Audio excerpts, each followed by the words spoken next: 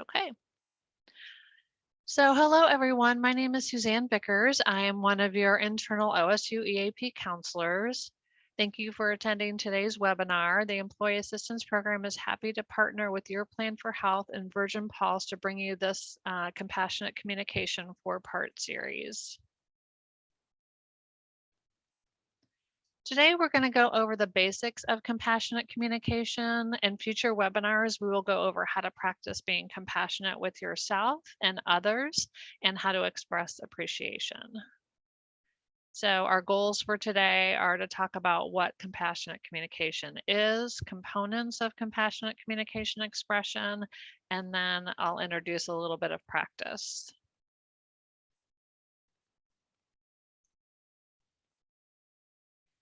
My journey toward being a compassionate communicator began about 15 years ago when I had the opportunity to attend a training that Dr. Marshall Rosenberg offered. He's the author of Nonviolent Communication, A Language of Life. The subtitle intrigued me. It said, "Words and the way we think matters. Find common ground with anyone, anywhere, at any time, both personally and professionally." Wow, I needed to know more. What I remember most about his talk were the examples he gave of when he offered compassion to people that, to me, seemed impossible to do, whether that was gang members or sex offenders. He explained that his offering them compassion didn't mean that he didn't feel angry at their actions, but the outcome he achieved by offering them compassion was stunning to me. Marshall had grown up in Detroit during the race riots and began to wonder then what disconnects us from our true compassionate nature to lead to acting violently. What struck him is a critical role of language and the use of words when it comes to communicating. He then developed an approach he called nonviolent communication, using the term nonviolence as Gandhi meant it, that it is our natural state to be compassionate. Violent words, he said, often lead to hurt and pain for others and ourselves. Nonviolent or compassionate communication is a skill we can learn and use even under the most trying circumstances. And I love this quote: "What I want in my life is compassion, a flow between myself and others based on a mutual giving from the heart." Compassionate communication can guide us in how we express ourselves and how we hear others. Instead of our usual automatic reactions, which are easy to come by, we can make our word choices more conscious and based on what we are perceiving, feeling, and wanting. We can replace our old patterns of defending, withdrawing, or attacking as we begin to perceive ourselves and others a new way. Rosenberg refers to this as a process of communication or language of compassion, but he emphasizes that on a different, more deep level, it reminds us to keep our attention on areas that will more likely get us what we are wanting. There are 4 components to the process of communicating in this way: observations, feelings, needs, and requests. In the next slides, we will go over these components in more detail. The first component is observation. And as a quote said, when we combine observation with evaluation, people are apt to hear criticism. So this component incorporates mindfulness in that we attempt to observe without judgment. The trick with the observation portion of our communication is to do so without introducing judgmental language, to simply say what it is that we like or don't like about what another person is saying or doing. We have processed language and static language, the latter usually intimating a judgment. So, for example, "You seldom do what I want" is an evaluation, whereas an observation might be, "The last 3 times I initiated an activity, you said you didn't want to do it." Another example would be, "You procrastinate." Instead, say, "You only study for exams the night before." Do you see the difference? One could be heard as a criticism because it's a static generalization, whereas the other might be more well received and is more specific to time and to context. So, an exercise, observation or evaluation. Which ones are observations without judgment and which are not? So, Janice works too much. Too much is an evaluation, saying something more accurate would be she worked over 50 hours this week. Pam was first in line every day this week. This one is an observation without evaluation. John told me I looked good in yellow. Actually, this is also an observation without evaluation. And then Stephanie is aggressive. This is an evaluation with judgment. Aggressive, which might be more accurate to say, she yelled loudly when her sister changed the channel. The second component. Expressing our feelings is a second component, often one that is the most challenging because it can be frightening to be vulnerable. First, let's distinguish between feelings versus non-feeling statements. Anytime you introduce the words that, like, or as if, it becomes a thought. For example, I feel like you should know this. Also, using the pronouns I, you, he, she, they, etc. expresses a thought rather than a feeling. I feel they are constantly on call. And finally, names or nouns referring to people. I feel my boss is being unfair. Assessing your ability at something using the word feel is also a thought, such as I feel inadequate as a speaker. A feeling expression might be I feel disappointed in myself as a speaker. See the difference? There's a feeling word that comes after I feel to describe my state of being. In expressing our feelings, it helps to use words that are specific and not general, like okay or good or bad. In the MVC book, there is a large list of feelings we might use when our needs are being met and a list of when our needs are not being met. Examples for when our needs are being met are calm, confident, inspired, trusting, and when they're not being met, afraid, lonely, overwhelmed, irritated. Perhaps check in with yourself right now and ask, how do I feel? It's a good practice to have to build on your feeling vocabulary. The root of our feelings. What can we do when we hear a negative message from others? A part of the second component of compassionate communication is acknowledging the root of our feelings. I used to think that others could make me feel a certain way until I realized that they can influence how I feel, but that I'm responsible for my reactions. There are four options for receiving what might be a negative message: blame ourselves, blame others, identify our feelings and needs, or sense what the other person might be feeling or needing. When we blame ourselves, we are taking personally what another is saying to us by accepting what they're saying as the truth. Another option is to blame the other person and to go into attack mode. The third option, as Rosenberg says, is to shine the light of consciousness on our own feelings and needs. So if the person says, you're the most self-centered person I've ever met, you could say, I feel hurt when I hear you say that because I need some acknowledgement of my efforts to be considerate of you. Or if you are really brave, you can sense into your feelings and needs and ask, are you feeling hurt because you need more consideration for your preferences? Simply by guessing at another's feelings and needs, we are offering compassion. Even if we are quote unquote wrong, it still conveys the message of an attempt to understand.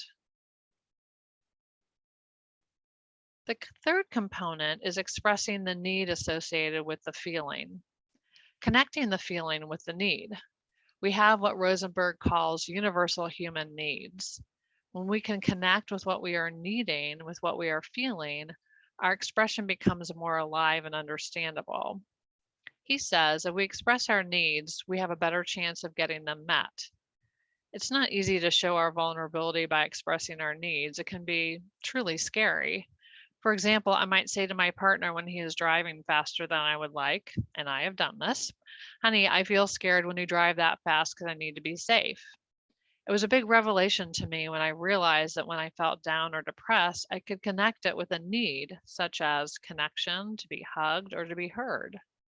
It didn't erase how I felt, but it guided me to make requests for my needs to be met.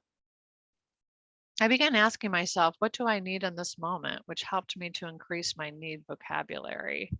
It helped me to have a list of needs like the one in this image. I even bought some needs magnetic words to put on my refrigerator. Examples of needs expression. I feel sad you won't be joining me for dinner because I was hoping to connect by spending the evening together. I'm grateful that you came early to meet me because I am needing predictability about the rest of my day.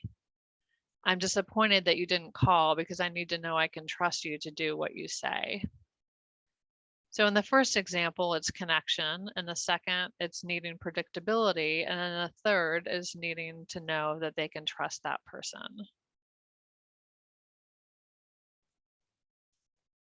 The fourth component of compassionate communication is making requests.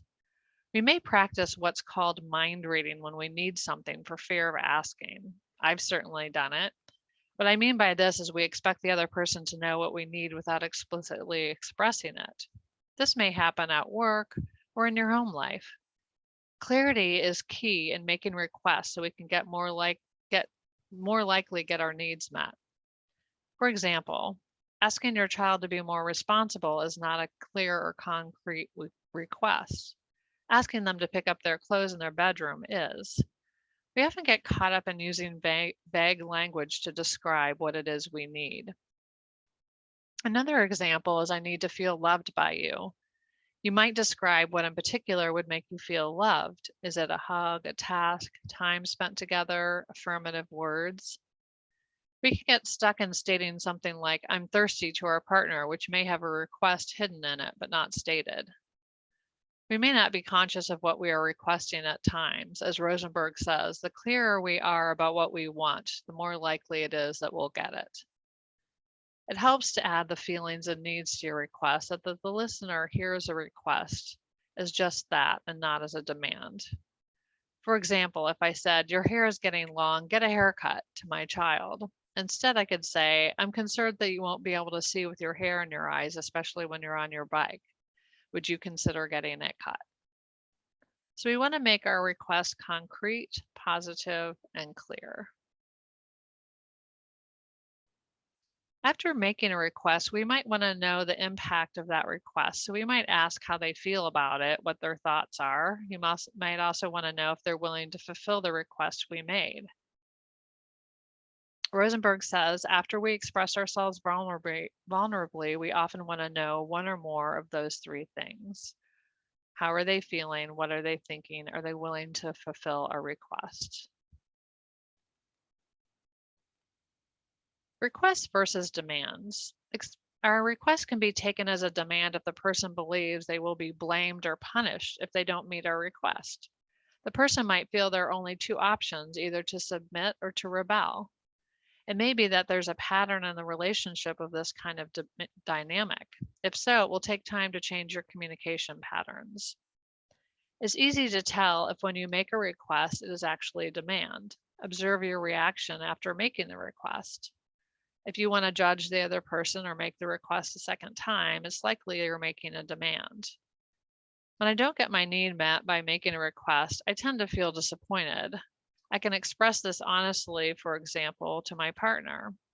But after that, I need to figure out an option, a different option.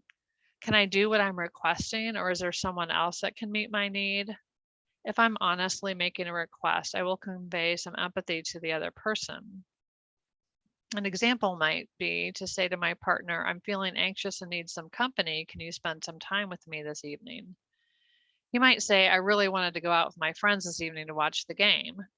If I'm in a request mode, I could say, okay, I know how fun that is for you. I understand. If I'm in a demand mode, I might say, if you really loved me, you would stay at home. Do you hear the difference? In this situation, I could make a request to a friend instead or find something to do by myself that would be nurturing. I have backup plans, in other words. When making requests, it's important to be aware of our objective. Compassionate communication is a great tool when we are okay if the other person chooses not to change as the result of our requests. It's a tool to use when we want to establish relationships based on honesty and compassion. Rosenberg says when others trust that our primary commitment is to the quality of the relationship and that we expect this process to fulfill everyone's needs, then they can trust that our requests are true requests and not camouflaged demands. When making requests, make sure to look for words we may be thinking, such as, he should be cleaning up his room, she's supposed to go with me, I deserve to get that house, I have a right to take that time. When we hold these kinds of thoughts or words in our minds, we're apt to judge others when we don't get what we want. This fourth component of compassionate communication addresses a question of what would we like to request of each other to enrich each of our lives? We want to avoid vague, abstract, or unclear phrasing and to ask for what we're wanting instead of for what we're not wanting. Expressing requests. Here are some examples of both clear and unclear requests. Instead of saying, I want you to hear me, you could say, could you let me know if you heard what I said? You might say instead, I want you to assure me that you will stay in the relationship even if I have faults you may not like. And the third example, you might say instead, would you go out to coffee with me so I can get to know you better?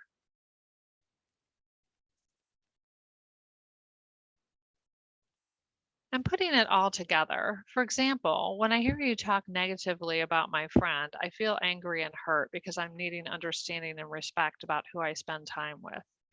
Would you please refrain from talking about her in a negative light?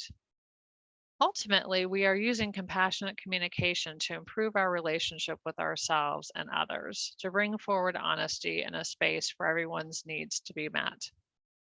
So we observe without judgment. We express our feelings by saying, I feel, with a feeling after that.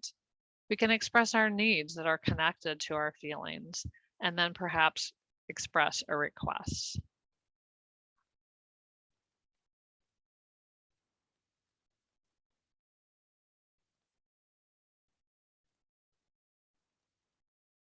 OSU EAP benefits and services. We offer counseling, work life resources and referrals, trainings and workshops, manager supervisor support, and crisis and critical incident support. We also have an 800 number that's answered 24/7, 365. We have an online service request, EAP portal, web access, and you can email questions to us. I will go ahead and stop the recording.